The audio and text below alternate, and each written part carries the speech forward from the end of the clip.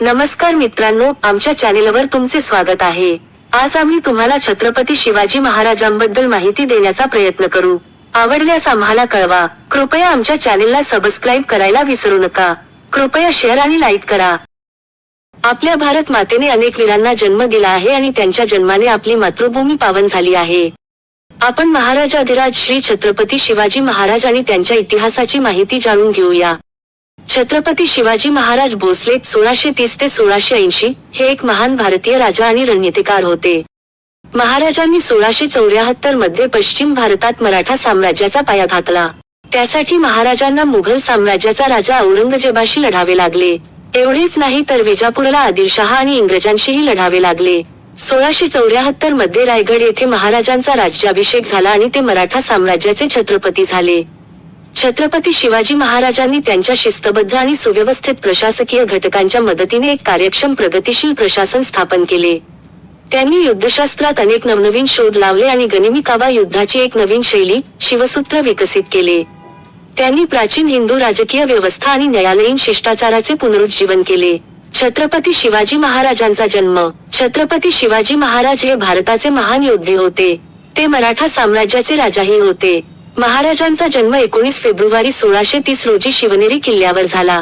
महाराजांचे वडील शहाजी भोसले हे विजापूर येथील सुलतानाच्या सैन्यात सेनापती होते आणि महाराजांच्या आई जिजाबाई या जाधव कुळात जन्मलेल्या प्रतिभावान स्त्री होत्या। असे म्हटले जाते की जिजाबाईंनी शिवाई देवीला तिला बलवान पुत्र देण्यास सांगितले, म्हणूनच छत्रपती शिवाजी महाराजांचे नाव शिवाजी ठेवले गेले। छत्रपती शिवाजी महाराजांचे चारित्र्य त्यांच्या पालकांसारखेच होते। महाराजांवर त्यांच्या पालकांचा खूप प्रभाव होता। त्यांचे बालपण त्यांच्या आईच्या मार्गदर्शनाखाली गेले। त्यांची आई जिजाबाई यांनी महाराजांना राजकारण आणि युद्धाचे प्रशिक्षण दिले, तसेच परकीय शक्तींवर हल्ला करण्यासाठी आवश्यक असलेल्या शिस्तीचे प्रशिक्षण दिले।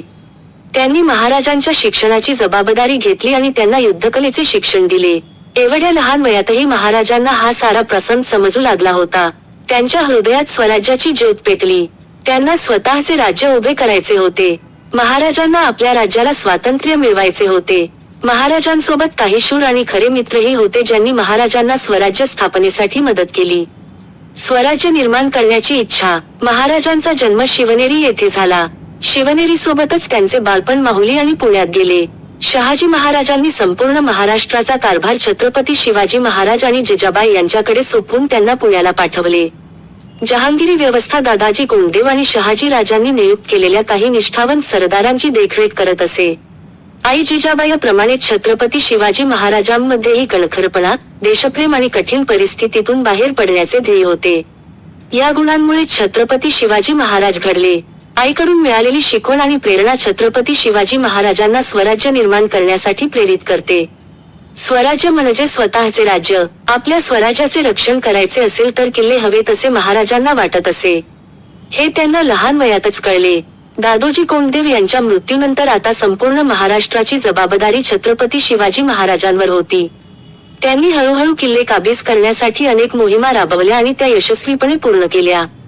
त्यांनी त्यांच्या वयातील शूर तरुणांना एकत्र केले आणि देशपांडे, देशमुख इत्यादींशीही त्यांचे वेगळे संबंध होते। महाराजांनी हळूहळू पुण्याच्या आजूबाजूचे काही उद्ध्वस्त किल्ले आणि डोंगर काबीज करण्यास सुरुवात केली। तोरणा किल्ला हा महाराजांचा पहिला काबीज केलेला किल्ला होता। त्यानंतर त्यांनी राजगड आणि हळूहळू एकूण 360 किल्ले ताब्यात घेतले। त्यांना तानाजी मनसुरे, नेताजी पालकर, कान्होजी जेधे, येसाजी कंक, बाजी प्रभू देशपांडे, बाजी पासलकर आदी दिग्गज व्यक्तींची साथ होती। स्वराज्य शपथ। रायरेश्वर किल्ला स्वराज्याच्या शपथेचा साक्षीदार आहे। याच गडावर छत्रपती शिवाजी महाराजांनी स्वराज्याची शपथ घेतली होती। ते फक्त 16 वर्षांचे असताना छत्रपती शिवाजी महाराजांनी रायरेश्वर किल्ल्यावर स्वराज्य तोरण बांधले। हिंदवी स्वराज्य स्थापन करू इच्छिणाऱ्या छत्रपती शिवाजी महाराजांनी शूर तरुणांचा एक गट तयार केला, ज्याला त्यांनी मावळा असे नाव दिले। या मुठभर मावळ्यांच्या मदतीने त्यांच्यात धर्मप्रेम निर्माण करून त्यांच्याशी लढा दिला, स्वराज्याची संकल्पना शिकवली आणि समजावून सांगितली। हिंदवी स्वराज्यासाठी मावळ्यांनी आपले रक्त सांडले। अवघ्या 50 वर्षांच्या कालावधीत त्यांनी विजापूर आणि दिल्लीच्या राजांना आपल्यापुढे झुकवले। महाराजांनी रायरेश्वर किल्ल्यावर हिंदवी स्वराज्य स्थापनेची घोषणा केली, त्यांचा राज्याभिषेक केला। हिंदू धर्माला हक्काचा राजा मिळाला। राज्यातील जनता छत्रपती शिवाजी महाराजांना आपले भविष्य सांगू लागली। महाराजांनी हिंदू धर्मातील वेद, पुराणे आणि मंदिरे यांचे रक्षण केले आणि वयाच्या 16व्या वर्षी महाराजांनी एप्रिल 27 रोजी कान्होजी जेधे, बाजी पासलकात, तानाजी मलसुरे, नरसप्रभू बुपटे, सोनोपंत दबीर, सूर्याजी मालुसरे, येसाजी कंक, सूर्याजी काकडे सह रायरेश्वर मंदिरात जाऊन स्वराज्याची शपथ घेतली. छत्रपती शिवाजी महाराजांचा विवाह. छत्रपती शिवाजी महाराजांचा विवाह सईबाई निंबाळकर यांच्याशी 14 मे 1640 रोजी लाल महाल पुणे येथे झाला. महाराजांनी एकूण 8 विवाह केले. व्यावहारिक राजकारण चालू ठेवण्यासाठी महाराजांनी एकूण 8 विवाह केले. मराठा सरदारांना एका छत्राखाली आणण्यात महाराजांना यश आले. छत्रपती शिवाजी महाराजांची पत्नी. महाराजांचा पहिला विवाह सईबाई निंबाळकर यांच्याशी झाला. त्यांनी नंतर सोयराबाई मोहिते, पुतलाबाई पालकर, सकवारबाई गायकवाड, काशीबाई जाधव आणि सगुणाबाई शिंदे यांच्याशी विवाह केला. त्यांचा विवाहही गुणवंतीबाई इंगळे आणि लक्ष्मीबाई बिचारे यांच्याशी झाला होता. सईबाईंनी एक मुलगा संभाजी 1657 ते 1689 आणि सोयराबाई यांना राजाराम 1670 ते 1700 यांना जन्म दिला. याशिवाय महाराजांना काही मुलीही होत्या. तोरणा किल्ल्याची पहिली लढाई कशी जिंकली. 17व्या शतकात सामान्यतः गडावर किल्लेदारांच्या हातावर राज्य होते असे मानले जात होते. या वस्तुस्थितीमुळे छत्रपती शिवाजी महाराजांनी आपल्या प्रदेशातील अनेक किल्ले काबीज केले आणि काही नवीन किल्लेही बांधले. प्रचंडगडही छत्रपती शिवाजी महाराजांनी काबीज केले आणि त्याचे नाव बदलून तोरणा ठेवण्यात आले. वयाच्या 16व्या वर्षी छत्रपती शिवाजी महाराजांनी स्वराज्य स्थापनेचा निर्णय घेतला होता. त्यासाठी महाराजांना अधिकाधिक किल्ले आपल्या ताब्यात हवे होते, म्हणून त्यांनी तोरणा किल्ला आधी ताब्यात घेण्याचे ठरवले. त्यावेळी तोरणा किल्ला विजापूरच्या आदिलशहाच्या ताब्यात होता. महाराजांनी 1645 मध्ये स्वराज्याची शपथ घेतली आणि त्यानंतर 1647 मध्ये कान्होजी जेधे, बाजी पासलकात, तानाजी मालुसरे, सूर्याजी काकडे, येसाजी कंक, बापूजी मुदगल, सोनोपंत दबीर यांनी किल्ला ताब्यात घेऊन स्वराज्य तोरण बांधले आणि प्रचंडगड किल्ल्याचे नाव त्याने तोरणा असे ठेवले. दरम्यान छत्रपती शिवाजी महाराजांनी कोंढाणा, सिंहगड आणि पुरंदर हे किल्लेही आदिलशहाकडून काबीज करून पुणे प्रांतावर आपले पूर्ण वर्चस्व सिद्ध केले. एवढेच नव्हे तर तोरणा किल्ल्यासमोरील मुरुंबा देवाचा डोंगरही महाराजांनी ताब्यात घेऊन त्याची डागडुजी करून त्याचे नाव बदलून राजगड ठेवले. आणि हे सर्व छत्रपती शिवाजी महाराजांनी वयाच्या 17व्या वर्षी केले होते. राज्याचा विस्तार. ज्यावेळी विजापूर राज्य अंतर्गत कलह आणि परकीय आक्रमणाच्या काळातून जात होते, तेव्हा महाराजांनी त्यांची सेवा करण्याऐवजी साम्राज्याच्या सुलतानविरुद्ध रणनीती आखण्यास सुरुवात केली. मावळ प्रदेश पश्चिम घाटाला लागून आहे आणि 150 किलोमीटर लांब आणि 30 किलोमीटर रुंद आहे. त्यांच्या संघर्षमय जीवनामुळे त्यांना एक कुशल योद्धा मानले जाते. या भागात मराठा आणि इतर जातीचे लोकही राहत होते. छत्रपती शिवाजी महाराजांनी या सर्व जातींच्या लोकांना मावळ्यांच्या नावाने संघटित केले आणि त्यांच्याशी संपर्क करून त्यांची ओळख करून घेतली. त्यांनी युवकांना आणून किल्ल्याचे बांधकाम सुरू केले. पुढे मावळ्यांचे सहकार्य छत्रपती शिवाजी महाराजांसाठी अत्यंत महत्त्वाचे ठरले. त्यावेळी विजापूर घुसखोरी आणि मुघल आक्रमणांनी त्रस्त होते. विजापूरच्या सुलतान आदिलशहाने अनेक किल्ल्यांमधून आपले सैन्य काढून घेतले आणि ते स्थानिक राज्यकर्त्यांच्या किंवा सरंजामदारांच्या स्वाधीन केले. आदिलशहाच्या आजारपणाची आता विजापूरमध्ये चर्चा होऊ लागली आणि छत्रपती शिवाजी महाराजांनी परिस्थितीचा फायदा घेत विजापूरमध्ये प्रवेश करण्याचे ठरवले. पुढे छत्रपती शिवाजी महाराजांनी विजापूरचे किल्ले काबीज करण्यास सुरुवात केली. छत्रपती शिवाजी महाराजांनी प्रथम तोरणा किल्ला ताब्यात घेतला आणि नंतर छत्रपती शिवाजी महाराजांनी रोहिडेश्वर किल्ला ताब्यात घेतला. छत्रपती शिवाजी महाराजांनी आपल्या एका दूताला आदिलशहाकडे पाठवले आणि सांगितले की, मी तुला आधीच्या किल्ल्याचा रखवालदारापेक्षा जास्त पैसे द्यायला तयार आहे. त्यामुळे हा प्रदेश काबीज करण्यासाठी महाराजांनी आदिलशहाच्या काही सरदारांना आपल्या बाजूने सामील होण्यासाठी आधीच लाच दिली होती. तेथून 10 किलोमीटर अंतरावर राजगडचा किल्ला होता. तिथे छत्रपती शिवाजी महाराजांना पकडले आणि आदिलशहाला ते मिळाले तेव्हा त्याने शहाजी राजाला छत्रपती शिवाजी महाराजांवर लक्ष ठेवण्यास सांगितले. पण छत्रपती शिवाजी महाराजांनी चाकण किल्ला ताब्यात घेऊन कोंढाणा किल्ला जिंकला. औरंगजेबाने मिर्झा राजा जयसिंगला छत्रपती शिवाजी महाराजांचे 23 किल्ले ताब्यात घेण्यासाठी पाठवले आणि पुरंदर किल्लाही उद्ध्वस्त केला. त्यावेळी महाराजांना आपला मुलगा संभाजी याला मिर्झा राजा जयसिंगच्या स्वाधीन करावे लागले. म्हणून महाराजांनी कोंढाणा किल्ला ताब्यात घेतला. तानाजी मलसुरे यांना कोंढाणा किल्ल्यावर वीर मरण आले, म्हणून छत्रपती शिवाजी महाराजांनी या किल्ल्याला सिंहगड असे नाव दिले. शहाजी राजेंना सुपा व पुण्याची जहागीरदारी देण्यात आली. सुपाचा किल्ला महादजी निळकंठरावांच्या ताब्यात होता. महाराजांनी रात्री सुपे किल्ल्यावर हल्ला करून किल्लाही ताब्यात घेतला. बाजी मोहिते यांना कर्नाटकात शहाजी राजांकडे पाठवले. त्यांचे सैन्यही छत्रपती शिवाजी महाराजांच्या सैन्यात सामील झाले. त्याचवेळी पुरंदर किल्ल्याचा सरदार मरण पावला आणि त्याच्या 3 मुलांमध्ये गडाच्या वारसासाठी भांडण झाले. 2 भावांच्या निमंत्रणावरून छत्रपती शिवाजी महाराज पुरंदर किल्ल्यावर पोहोचले. महाराज हे 1647 पर्यंत चाकणनिरा प्रदेशाचे राज्यकर्ते होते. महाराजांचे सैन्य आता वाढू लागले होते म्हणून त्यांनी रणांगणात उतरण्याचा निर्णय घेतला. महाराजांनी घोडदळ तयार करून आबाजी सौंदरच्या नेतृत्वाखाली सैन्य कोकणात पाठवले. लुटलेली सर्व मालमत्ता रायगडमध्ये सुरक्षित ठेवण्यात आली होती. कल्याणच्या राज्यपालाच्या सुटकेनंतर छत्रपती शिवाजी महाराज कुलाब्याच्या दिशेने निघाले. अफझल खानाचा वध. महाराजांच्या शौर्यामुळे किल्ला काबीज करण्याच्या त्यांच्या हालचालींना वेग आला. त्यामुळे मुघल, निजाम आणि आदिलशाही यांच्यात राज्यात माजले होते. म्हणूनच आदिलशहाने इ. 1659 मध्ये आपल्या दरबारात छत्रपती शिवाजी महाराजांची हत्या करण्याचा निर्णय घेतला. आदिलशहाला आपल्या सैनिकांवर खूप राग आला आणि म्हणूनच त्याने आपल्या सैनिकांना आव्हान दिले की तुमच्यापैकी कोणी एक छत्रपती शिवाजी महाराजांना मारेल. तेवढ्यात अफझल खान नावाचा शिपाई पुढे आला आणि त्याने महाराजांना ठार मारण्याची प्रतिज्ञा घेतली. अफझल खान महाराजांचा पराभव करण्यासाठी मोठ्या सैन्यासह निघाला. वाटेत तो हिंदू धर्मातील सर्व मंदिरे उद्ध्वस्त करू लागला आणि गरिबांनाही त्रास देऊ लागला. वाईला पोहोचल्यावर महाराजांनी त्यांना प्रतापगडावर भेटायचे ठरवले. अफझल खान प्रतापगडच्या पायथ्याशी बसला होता. भेटीच्या दिवशी अफझल खान म्हणत होता की महाराजांनी स्वतः भेटायला यावे. भेटायची वेळ झाली. अफझल खान फसवणूक करणारा होता. म्हणूनच महाराजांनी वाघनखे आपल्या चिलखत मध्ये लपवून ठेवून आई जिजाबाईंच्या चरणांना स्पर्श करून आशीर्वाद घेतले. महाराज अफझल खानाला भेटायला गेले. महाराजांसोबत शिवा महाल आणि अफझल खानचा सरदार सय्यद बंडा हा त्याचा विश्वासू सरदार होता. प्रतापगडच्या पायथ्याशी अफझल खानाने बांधलेल्या छावणीत भेटायचे ठरले. अफझल खानाने छत्रपती शिवाजी महाराजांना भेटण्याचा निरोप पाठविला. छत्रपती शिवाजी महाराजांना त्याच्या घातपाती स्वभावाची जाणीव होती. भेटीसाठी कोणतेही हत्यार कोणाकडे नसतील आणि दोन्ही पक्षाचे 10 अंगरक्षक असतील. त्या अंगरक्षकांपैकी एक शामियानाच्या बाहेर थांबेल अशी अट ठरली. भेटीच्या वेळी अफझल खान वेळेआधीच शामियानेत पोहोचला. शामियाना मोठा होता. निशस्त्र भेटायचे असे ठरले होते. तरीही अफझल खानाने आपल्या अंगरख्याखाली कट्यार लपवून ठेवली होती. अफझल खान काही कट कारस्थान करून घातपात करेल याचा अंदाज छत्रपती शिवाजी महाराजांना आला होता. म्हणून त्यांनी देखील आपल्या अंगरख्याखाली चिलखत घातले, जिरेटोप खाली शिरस्त्राण घातले आणि मुठीत सहज न दिसणारी अशी वाघनखे लपविली होती. दोघांचे वकीलच बरोबर असतील असे ठरले. अफझल खानाची उंचीपुरी देहयष्टी होती तरीही छत्रपती शिवाजी राजे न घाबरता शामियानात पोहोचले. शिवरायांना बघून या शिवबा आमच्या मिठीत या असं म्हणत अफझल खानाने मिठी मारण्यासाठी हात पसरविले आणि त्यांना जवळ बोलविले.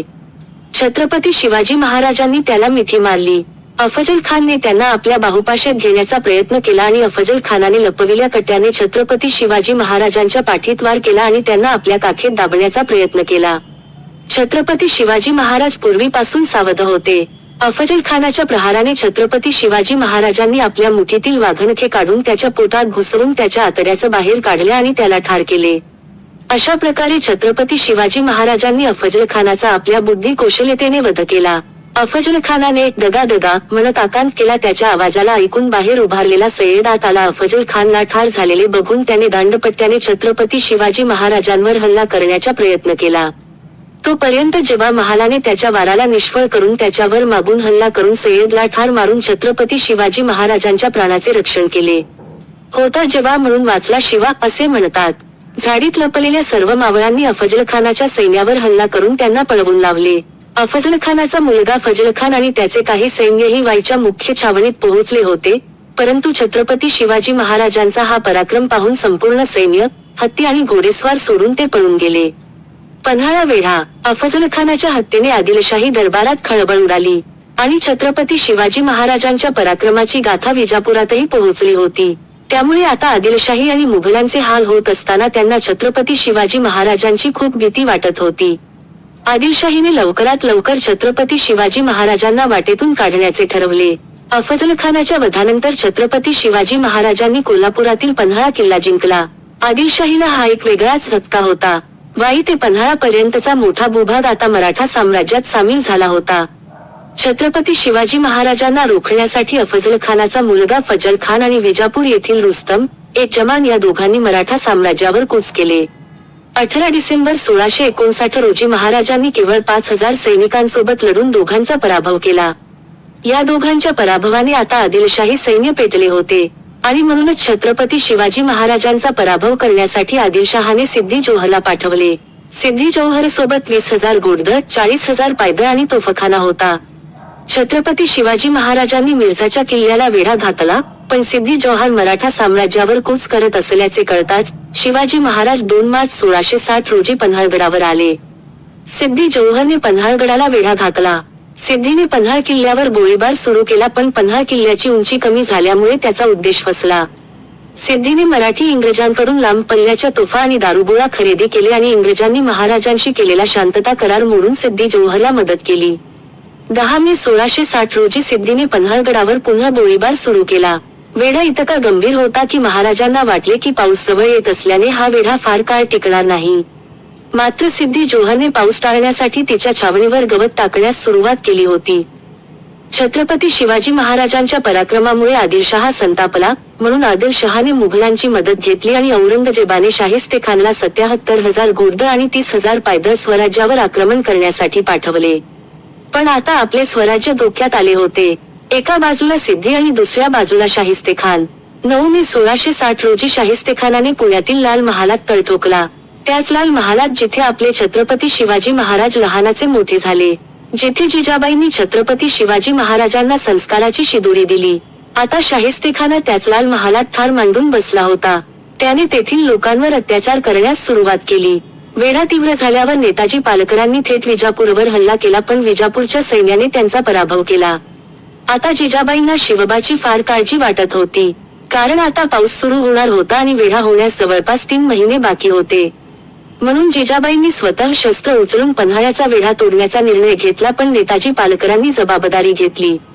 नेताजी पालकर यांनी सिद्दी हिलाल आणि त्यांचा मुलगा सिद्दी वाहवाह यांच्यासह पन्हाळगडावर हल्ला केला, पण ते अपयशी ठरले. आता सर्वांना आणि जिजाबाईंना शिवबाची काळजी वाटत होती, पण छत्रपती शिवाजी महाराजांनी एक युक्ती सुचवली. त्यांनी 12 जुलै 1960 रोजी त्यांचे वकील पंत यांचेकडून एक पत्र घेऊन सिद्दी जोहर यांना पाठवले. सिद्दी जोहर गजापूर घाटावर पोहोचेपर्यंत बाजीप्रभू देशपांडे यांनी महाराजांना 300 मावळ्यांसह विशाळगडावर जाण्यास सांगितले होते आणि ते स्वतः 300 मावळ्यांसह गजापूर घाटात थांबले होते. 12 जुलैच्या रात्री छत्रपती शिवाजी महाराज निघाले आणि दुसऱ्या दिवशी 6 वाजता विशाळगडावर पोहोचले. या युद्धात बाजीप्रभूंवर हल्ला करण्यात आला आणि अनेक मावळे मारले गेले, पण बाजीप्रभू शेवटपर्यंत लढत राहिले. त्यांनी सिद्दी जोहरला घाट ओलांडू दिला नाही, ते फक्त महाराजांच्या भव्य किल्ल्यावर पोहोचण्याची वाट पाहू लागले. महाराज विशाळगडावर पोहोचताच तोफांचा आवाज आला आणि महाराज सुरक्षितपणे विशाळगडावर पोहोचल्याचे बाजीप्रभूंनी ऐकले आणि त्याचवेळी बाजीप्रभूंनी प्राण सोडले. बाजीप्रभू आणि अनेक मावळ्यांच्या रक्ताने बलिदानामुळे ही खिंड पवित्र झाली आणि गजापूर खिंड पावनखिंड म्हणून ओळखली जाऊ लागली. सुरतची लूट. सुरतच्या या विजयाने छत्रपती शिवाजी महाराजांची प्रतिष्ठा वाढली. 6 वर्षे शाहिस्तेखानाने 1.5 लाख सैनिक घेऊन आपल्या स्वातंत्र्याची वाट धरली. चालू असलेल्या युद्धामुळे स्वराज्याच्या तिजोरीत खिंड पडली होती. त्याचा विचार करण्याची मुघलांना गरज नव्हती, कारण त्यांनी आपले स्वराज्य लुटले होते आणि ते आरामात जगत होते. सुरत हे पाश्चात्य व्यापाऱ्यांसाठी बंदर आणि भारतीय मुस्लिमांसाठी हजचे प्रवेशद्वार होते. त्यावेळी छत्रपती शिवाजी महाराजांनी 6,000 सैनिकांसह 1664 मध्ये सुरतच्या व्यापाऱ्यांना लुटले. ही लूट महाराजांनी वृद्ध, स्त्रिया आणि लहान मुलांना न मारता केली होती आणि त्यांना सर्व धार्मिक बाबींची माहिती होती, म्हणजेच त्यांनी चर्च नष्ट न करता लूट केली होती. या लुटीतून 2 गोष्टी सोप्या झाल्या, एक म्हणजे मुघल सत्तेला आवाहन करणे आणि दुसरी स्वराज्याच्या तिजोरीत वाढ करणे. पुरंदरचा पट. छत्रपती शिवाजी महाराजांची प्रगती पाहून आदिलशहा अस्वस्थ झाला आणि त्याने शहाजी राजांना छत्रपती शिवाजी महाराजांवर लक्ष ठेवण्यास सांगितले, परंतु छत्रपती शिवाजी महाराजांनी शहाजी महाराजांची पर्वा न करता आपली सत्ता चालू ठेवली. मग आदिलशहाने 1649 मध्ये शहाजी राजांना कैद केले. आदिलशहाचे बहुतेक किल्ले छत्रपती शिवाजी महाराजांच्या ताब्यात असल्याने आदिलशहाने छत्रपती शिवाजी महाराजांवर लक्ष ठेवण्यासाठी फतेहखानची नेमणूक केली. या लढाईसाठी छत्रपती शिवाजी महाराजांनी पुरंदर किल्ला निवडला, पण त्यावेळी पुरंदर किल्ला त्यांच्या मराठ्यांच्या ताब्यात नसून त्यावेळी महादजी निळकंठरावांच्या ताब्यात होता. वडील आदिलशहाच्या ताब्यात आणि दुसरीकडे फतेहखानामुळे त्यांचे स्वराज्य धोक्यात आलेले छत्रपती शिवाजी महाराज अत्यंत कठीण परिस्थितीत होते. त्याचवेळी पुरंदर किल्ल्याचा किल्लेदार मरण पावला आणि त्याच्या 3 मुलांमध्ये किल्ला ताब्यात घेण्यासाठी भांडण झाले. यावेळी शिवाजी महाराजांनी प्रवेश केला. मराठ्यांनी फतेहखानाशी युद्ध करून हा किल्ला जिंकला. या युद्धात शिवाजी महाराजांना मोठे यश मिळाले. नंतर 1655 मध्ये नेताजी पालकर, एक निष्ठावंत सरदार, किल्ल्याचा प्रमुख म्हणून नियुक्त झाला. महाराज इथेच थांबले नाहीत, तर पश्चिम किनाऱ्यावरील सुरत बंदरातील प्रमुख शहरांमध्ये प्रवेश केला. सुरतेची लूट आणि शाहिस्तेखानच्या पराभवामुळे औरंगजेबाला राग आला आणि शिवाजी महाराजांचा पराभव करण्यासाठी मिर्झा राजा जयसिंगने त्याला नियुक्त केले. जयसिंगाच्या बरोबर असलेल्या दिलरखानने वज्रगडावरून पुरंदरवर गोळीबार सुरू केला आणि पुरंदर पडला. मग मुघल सैन्य किल्ल्यात घुसले आणि खानाने मुरारबाजीशी माची येथे युद्ध केले. मुरारबाजीचा पराभव झाला आणि पराभव अटळ होता. या तहसीलमध्ये महाराजांनी 23 किल्ले दिले. आग्र्याला भेट. महाराजांचे जीवन अत्यंत कठीण होते. एक संकट दूर झाले आहे आणि दुसरे संकट त्यांची वाट पाहत आहे. 1666 दशसहस्रांश मध्ये औरंगजेबाने महाराजांना विजापूरच्या आक्रमणावर बोलण्यासाठी दिल्लीला बोलावले. नवीन वर्षासाठी महाराज संभाजीसह दिल्लीला पोहोचले.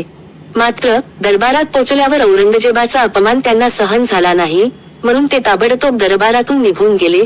पण औरंगजेबाने त्यांना अटक करण्यासाठी आपले सैनिक पाठवले आणि त्यांना अटक केली आणि लवकरच त्यांना आग्रा येथे मिर्झा जयसिंगचा मुलगा राजे रामसिंग यांच्याकडे पाठवले. छत्रपती शिवाजी महाराजांच्या पराक्रमामुळे आणि शौर्यामुळे सर्वजण छत्रपती शिवाजी महाराजांना घाबरत होते. मिर्झा राजे रामसिंग यांनाही हीच भीती होती, म्हणूनच त्यांनी महाराजांवर करडी नजर ठेवली. आता महाराजांची सुटका करणे थोडे अवघड वाटू लागले. पण प्रत्येक वेळी महाराजांनी चांगली कल्पना सुचली. महाराजांनी आजारी असल्याचे नाटक केले. त्यांची तब्येत बरी नसताना तेथून त्यांना फळे मिळू लागले. यापूर्वी या पेट्यांची अत्यंत कसून तपासणी करण्यात येत होती, मात्र काही काळानंतर तपासणीत काही निष्काळजीपणा दिसून आला. तेव्हा छत्रपती शिवाजी महाराज आणि संभाजी महाराजांनी या संधीचा फायदा घेत पेटी न तपासता आत जाऊन एका पेटीत बसून पळ काढला. त्यांच्या जागी त्यांचे विश्वासू सरदार हिरोजी फर्जद यांनी त्यांचे कपडे घातले आणि खोलीत झोपले, जेणेकरून महाराजांच्या अंगठीच्या खुणा दिसतील. थोड्या अंतरावर आल्यावर महाराजही पहारेकऱ्यांना रणशिंग फुंकून पळून गेले. खोलीत काहीच हालचाल दिसली नाही, तेव्हा सैनिकांनी शोधाशोध सुरू केली. त्यानंतर छत्रपती शिवाजी महाराजही येथून पळून गेल्याचे त्यांच्या लक्षात आले. छत्रपती शिवाजी महाराज हातून निसटल्याच्या 24 तासांनंतरच त्यांना हे समजले. वेश बदलून छत्रपती शिवाजी महाराजांनी स्वराज्यात न जाता मथुरेला पोहोचून आपले काही निष्ठावंत सरदार व संभाजी राजांना पाठवले. त्यानंतरही महाराजांना खूप काळजी घ्यावी लागली, कारण ते स्वतः अनेक अडचणी पार करून येथे पोहोचले. एवढेच नव्हे तर महाराजांनी स्थापन केलेल्या अष्टप्रधान मंडळाने महाराजांच्या गैरहजेरीत स्वराज्याचे कार्य उत्तम प्रकारे केले होते. महाराष्ट्रात परतल्यानंतर हालचाली. आता छत्रपती शिवाजी महाराज महाराष्ट्रात परतले होते. आता दिल्लीला झालेल्या अपमानाचा बदला घेण्याची वेळ आली होती. त्याचप्रमाणे त्यांनी प्रथम कोंढाणा किल्ला जिंकण्याचा निर्णय घेतला. कोंढाणाच्या लढाईत आपण यशस्वी झालो, पण आपले शूरवीर तानाजी मालुसरे यांना वीरमरण पावले. उरलेले किल्लेही महाराजांनी यशस्वीपणे काबीज केले. मुघल मराठा संघर्ष. औरंगजेबाचे उत्तर भारतात सम्राट होण्याचे स्वप्न अधुरेच राहिले. हे स्वप्न पूर्ण होत नाही हे लक्षात येताच त्याने आता दक्षिणेकडे पाहण्याचा निर्णय घेतला. त्यामुळेच औरंगजेबाला छत्रपती शिवाजी महाराजांचे पराक्रम, त्यांचे वर्चस्व याची चांगलीच कल्पना होती. म्हणून त्याने आपल्या काका शाहिस्तेखानला दक्षिणेचा सुभेदार केले. शाहिस्तेखानने 1.5 लाखांच्या फौजेसह स्वराज्यावर कूच केले. पुण्यातील लाल महालात त्यांनी तळ ठोकला. तसेच त्यांनी तिकडच्या लोकांचा छळ केला, म्हणून शिवाजी महाराजांनी त्यांना धडा शिकवण्याचा निर्णय घेतला आणि त्याने आपल्या 300 सैनिकांसह शाहिस्तेखानवर कूच केली. रात्री जेव्हा त्यांनी लढाई सुरू केली तेव्हा शाहिस्तेखान वाचला, पण त्याने 4 बोटे गमावली. या युद्धात शाहिस्तेखानचा मुलगा आणि असंख्य सैन्यही शहीद झाले. शाहिस्तेखानामुळे संपूर्ण राज्य स्वराज्याच्या प्रतीक्षेत होते. याचा बदला घेण्याचे महाराजांनी ठरवले होते.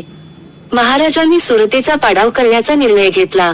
पन्हाळा आणि पुरंदरच्या संधीमुळे औरंगजेबाला राग आला आणि म्हणून त्याने महाराजांना चर्चेसाठी दिल्लीला बोलावले, पण तिथे गेल्यावर छत्रपती शिवाजी महाराजांना अपेक्षित आदर न मिळाल्याने औरंगजेबाने आपला विश्वासघात केल्याचा आरोप केला. हे औरंगजेबाला सहन झाले नाही आणि त्याने शिवाजी महाराजांना आग्रा येथे पाठवले आणि नजरकैदेत ठेवले. पण महाराजही सुखरूप निसटले. त्यावेळी संभाजी राजेही महाराजांसोबत होते, त्यामुळे त्यांनी संभाजी राजांना मथुरेतील एका निष्ठावंत ब्राह्मणाच्या घरी सोडले. महाराज वाराणसी आणि पुरी पार करून स्वराज्यात आले. या घटनेमुळे औरंगजेबाला जयसिंगचा संशय आला आणि त्याने त्याला विष देऊन ठार केले. 1668 मध्ये जसवंत सिंग यांनी पुढाकार घेतला आणि महाराजांनी मुघलांशी दुसरी संधी केली. त्यांना पुणे, चाकण, सुपा ही राज्येही परत देण्यात आली. पुरंदर आणि सिंहगड मुघलांच्या ताब्यात राहिले. 1670 मध्ये महाराजांनी दुसऱ्यांदा सुरत लुटले. ज्यातून त्यांनी 132 लाखांची संपत्ती मिळवली आणि परत आल्यावर त्यांनी मुघलांचा पराभव केला. आदिलशाह, मराठा इंग्रज. अली आदिलशाह 24 नोव्हेंबर 1672 रोजी मरण पावला. त्यानंतर त्यांचा मुलगा सिकंदर फक्त 7 वर्षांचा होता. तो गादीवर बसला आणि त्याच वर्षी विजापूरचा सरदार रुस्तम जमान याने युद्ध घोषित केले. विजापूरमधील गृहयुद्धाचा फायदा घेऊन महाराजांनी 1673 मध्ये विजापूरवर हल्ला केला. विजापूरमधील महत्त्वाची ठिकाणे विजापूरचे सरदार अब्दुल मुहम्मद, खवासखान अब्दुल करीम बहलुल खान आणि मुझफ्फर खान यांच्याकडे होती. महाराजांचे लक्ष आधीच सातारा, कोल्हापूर, भागंबरवर होते. 6 मार्च 1673 रोजी महाराजांनी पन्हाळा किल्ला जिंकला.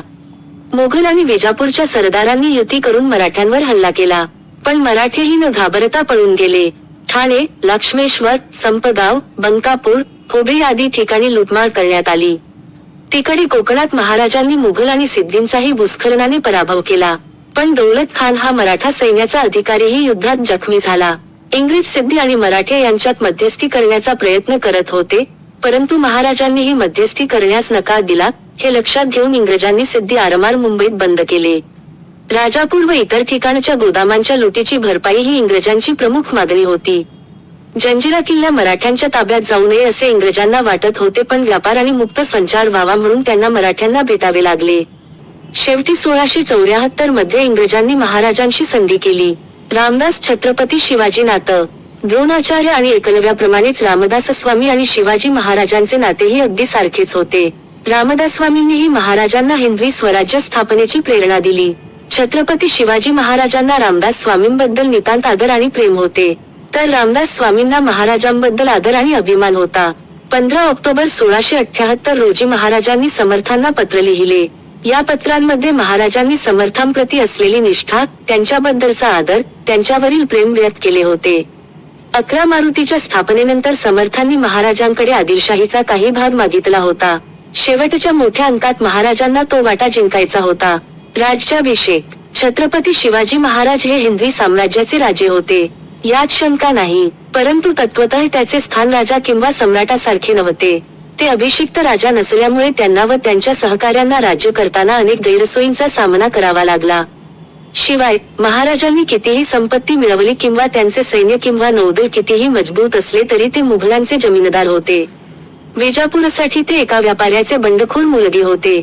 शिवाय त्यांनी राज्य केलेल्या लोकांकडून निष्ठेची अपेक्षा करणे कठीण होते. तसेच राज्याभिषेकाशिवाय महत्त्वाच्या कागदपत्रांवर स्वाक्षरी करणे किंवा काही महत्त्वाचे निर्णय घेणे आवश्यक होते. म्हणूनच स्वराज्य निर्माण करण्यासाठी आणि भविष्यातील सुरक्षिततेची हमी देण्यासाठी त्यांचे राज्याभिषेक करणे खूप महत्त्वाचे होते. तत्कालीन जनता महाराजांकडे हिंदुत्वासाठी लढणारा नेता म्हणून पाहत होती. आपले हिंदवी स्वराज्य स्थापन करून आपल्या हक्कासाठी लढायचे हेही महाराजांचे स्वप्न होते. आता हिंदवी स्वराज्याची स्थापना म्हणजे हिंदू छत्रपती असणे. त्यामुळे छत्रपती शिवाजी महाराजांनी राज्याभिषेक करण्याचा निर्णय घेतला. पण इथेही एक गंमत घडली. प्राचीन हिंदू धर्मग्रंथानुसार क्षत्रिय धर्माचा माणूसच राजा होऊ शकतो, आणि छत्रपती शिवाजी महाराज हे भोसले कुळातील असल्याने महाराज कुणबी होते आणि अशा कुटुंबातील कोणीही राजा होणे शक्य नव्हते. राजा होण्यासाठी क्षत्रिय असणे आवश्यक होते. त्याशिवाय भारतातील सर्व ब्राह्मणांचे आशीर्वाद मिळणे अशक्य होते. राज्याभिषेकाला विरोध करणाऱ्यांना गप्प करण्यासाठी पंडिताची गरज होती आणि ही गरज गागभट्टांच्या रूपाने पूर्ण झाली. ते ब्रह्मदेव किंवा वास आणि काशीक्षेत्र म्हणून ओळखले जात असे. सुरुवातीला अनेक अडचणी आल्या, पण काही काळानंतर गागभट्ट यांनी छत्रपती शिवाजी महाराजांना क्षत्रिय कुलवंत म्हणून स्वीकारले. भोसले कुळ हे उदयपूरच्या क्षत्रिय कुळातील होते. मुलाचे वारस व त्याच्या इतर काही प्रमुखांनी ते सिद्ध करण्याचे काम हाती घेतले. भोसले कुळ हे प्रदीर्घ संघर्षानंतर प्रभू रामचंद्रांच्या सूर्यकुळातील शुद्ध क्षत्रिय वंश आहे, हे सिद्ध झाले. हा खात्रीशीर पुरावा सिद्ध केल्यावर गागाभट्ट महाराष्ट्रात आले आणि त्यांनी महाराजांच्या राज्याभिषेकाचा मुख्य पुजारी म्हणून पदभार स्वीकारला.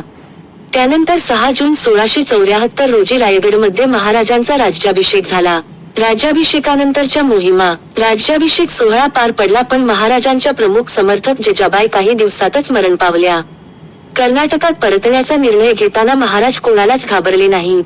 आदिलशाहीच्या बाबतीत तसे नाही, पण तसे पाहिले तर औरंगजेब आपले स्वराज्य नष्ट करण्याच्या मार्गावर आहे.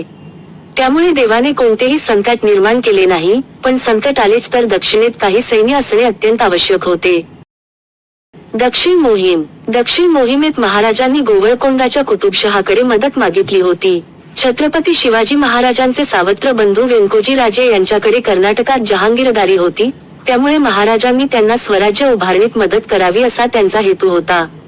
महाराज जेव्हा गोवळकोंडा येथे पोहोचले तेव्हा तिकडच्या कुतुबशहाने त्यांचा खूप सन्मान केला, त्यांचे स्वागत केले आणि त्याच गादीवर बसवले.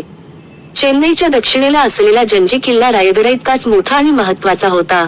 महाराजांनी हा किल्लाही ताब्यात घेतला. तेव्हा महाराजांनी वेल्लोरचा किल्ला काबीज करण्याचा निर्णय घेतला. वेल्लोरच्या किल्ल्याला अनेक दिवस वेढा घातल्यानंतरही तो काबीज करता आला नाही, त्यामुळे वेल्लोरच्या समोरील टेकडीवरून महाराजांनी किल्ल्यावर गोळीबार सुरू केला आणि क्षणार्धात किल्लाही महाराजांच्या ताब्यात आला. असे करून महाराजांनी कर्नाटकातील 19 लाख क्षेत्रफळ मिळवले आणि इतर किल्ले जिंकले. महाराजांच्या इच्छानुसार त्यांनी त्यांचे भाऊ व्यंकोजी राजे यांना भेटीसाठी बोलावले, पण ते फारसे उत्सुक नव्हते. ते काही दिवस महाराजांसोबत राहिले आणि नंतर तंजावरला निघून गेले आणि महाराजांच्या सैन्यावर हल्ला केला, पण महाराजांनी त्यांचाही पराभव केला. हे पाहून महाजनांना फार वाईट वाटले, म्हणून महाराजांनी त्यांना त्यांची स्थिती स्पष्ट करण्यासाठी अनेक पत्रे पाठवली आणि दक्षिणेतील काही प्रदेशही त्यांना दिला. छत्रपती शिवाजी महाराज छत्रपती संभाजी महाराज नातं. छत्रपती शिवाजी महाराजांचे पुत्र छत्रपती संभाजी महाराज हे मराठा साम्राज्याचे दुसरे छत्रपती होते. छत्रपती संभाजी महाराजांच्या आईचे लहान वयातच निधन झाल्यामुळे महाराजांचे संभाजी महाराजांवर खूप प्रेम होते. छत्रपती संभाजी महाराजांनाही आपल्या वडिलांबद्दल खूप आदर होता. वडील आणि मुलाचे नाते खूप पवित्र होते. या जोडीला शिवशंभू असेही म्हणतात. सरकार. छत्रपती शिवाजी महाराज हे एक कार्यक्षम आणि ज्ञानी सम्राट म्हणून ओळखले जात होते. त्यांना लहानपणी फारसे पारंपरिक शिक्षण मिळाले नव्हते, पण महाराजांना भारतीय इतिहास आणि भारतातील राजकारणाची उत्तम जाण होती. शुक्राचार्य आणि कौटिल्य यांना त्यांनी आपले आदर्श मानले आणि अनेक वेळा मुत्सद्देगिरीचा अवलंब करणे त्यांना योग्य वाटले. त्याच्या काळातील मुघलांप्रमाणे तेही एक हुकुमशाही शासक होते, पण त्यांच्या प्रशासकीय कामात त्यांना मदत करण्यासाठी अष्टप्रधान नावाची 8 मंत्र्यांची परिषद होती. यामध्ये मंत्र्यांच्या प्रमुखाला पेशवे संबोधले जात असे. अर्थ आणि महसूल मंत्री अमात्य राजाचे दैनंदिन व्यवहार पाहत असे. सचिव कार्यालयाचे काम करत होते, ज्यात करारांवर स्वाक्षरी करणे आणि मसुदा तयार करणे समाविष्ट होते. सुमंत परराष्ट्र मंत्री होते. सैन्याच्या प्रमुखाला सेनापती म्हणत. धर्मादाय आणि धार्मिक बाबींच्या प्रमुखाला पंडित राव असे संबोधले जात असे. न्यायाधीश हे न्यायिक प्रकरणांचे प्रमुख होते. छत्रपती शिवाजी महाराजांची वंशावळी. छत्रपती शिवाजी महाराजांना एकूण 8 पत्न्या होत्या, त्यापैकी काही सईबाई निंबाळकर, काशीबाई जाधव, गुणवंतीबाई इंगळे, पुतलाबाई पालकर, लक्ष्मीबाई विचारे, साखरबाई गायकवाड, सगुणाबाई शिंदे, सोयराबाई मोहिते या आहेत. छत्रपती शिवाजी महाराजांना 2 मुले होती. एकाचे नाव छत्रपती संभाजी भोसले आणि दुसऱ्याचे नाव छत्रपती राजाराम राजे भोसले. महाराजांना अंबिकाबाई भोसले, महाडिक कमलाबाई, सावरकरबाईंची कन्या राजकुंवरबाई भोसले, शिर्के, सगुणाबाईंची मुलगी व गणोजी शिर्के यांची पत्नी राणूबाई भोसले, पाटकर, सखुबाई निंबाळकर, साईबाईंची मुलगी अंबिकाबाई जानकीबाईंची, राजाराम यांची पत्नी ताराबाई, येसुबाई, संभाजी महाराजांची पत्नी सगुणाबाई, संभाजी पुत्र शाहू यांची पत्नी. नातू शाहू, संभाजीचा मुलगा, ताराबाई राजारामचा मुलगा छत्रपती शिवाजी द्वितीय, संभाजी द्वितीय राजसबाईचा मुलगा. पटवंडी ताराबाईचा नातू रामराजाला स्वतः शाहू प्रथम, छत्रपती संभाजी द्वितीयचा मुलगा छत्रपती शिवाजी द्वितीय याने दत्तक घेतले होते. छत्रपती शिवाजी महाराजांवर लिहिलेली पुस्तके. त्यांच्या जीवनशैलीवर आधारित अनेक पुस्तके आणि चित्रपट छत्रपती शिवाजी महाराजांवर वेगवेगळ्या शैलीत सादर केले गेले आहेत. छत्रपती शिवाजी महाराजांवर आतापर्यंत 60हून अधिक पुस्तके लिहिली गेली असून ही पुस्तके केवळ मराठीतच नाही तर इतर भाषांमध्येही उपलब्ध आहेत. काही उत्तम साहित्य म्हणजे आग्राहून सुटका, आज्ञापत्र, शिवछत्रपतींचे चरित्र, राजा शिवाजी, शिवराय, गड आला पण सिंह गेला, काल, श्रीमान योगी, कुलवाडी भूषण शिवराय, छत्रपती शिवरायांचे कष्टकरी मावळे, थोरलं राजन सांगून गेलं, शिवछत्रपती, शिवनामा, शिवभूषण, छत्रपती शिवाजी आणि सुराज्य, राजा शिवछत्रपती. छत्रपती शिवाजी महाराजांचा मृत्यू. मार्च 1680च्या उत्तरार्धात, हनुमान जयंतीच्या पूर्वसंध्येला, छत्रपती शिवाजी ताप आणि आमांशाने आजारी पडले आणि 3 एप्रिल 1680 रोजी त्यांचे निधन झाले.